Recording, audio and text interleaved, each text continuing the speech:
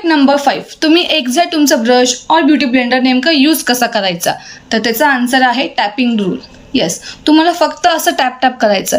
आता for example me foundation apply केलं, त्यानंतर फक्त मी एवढंच करणार नाही, असं त्याच्यामुळे तुमचा मेकअप तुम्ही फक्त एक्झॅक्टली काढून टाकताय, तो तुम्ही तुमच्या फेसमध्ये सेट करत नाही आहात. तर हे तुम्ही रूल कन्फर्म लक्षात ठेवा. टेप नंबर 6 ब्रश रिलेटेड, ते म्हणजे जेव्हा तुम्ही तुमचा ब्रश धुणार त्यानंतर तुम्ही कधीच ब्रश असं सुकवायचं नाही. फक्त असं हॉरिझॉन्टली सुकवू शकता, नाहीतर डाऊनवर्ड्स.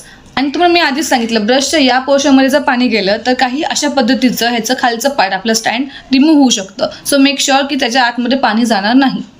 ओके, टिप नंबर 8 अशी आहे की जेव्हा तुमचं फाउंडेशनचं लेअर कंप्लीट होतं त्यानंतर तुम्हाला कॉम्पॅक्ट पावडर या लूज पावडरने जेव्हा तुमचा बेस सेट करायचा असेल तर तुम्हाला बेसिकली कसं अप्लाय करायचं आहे, ब्रश असा घ्यायचा आहे आणि टॅप करून त्यानंतर तुम्ही अप्लाय करणार आहात.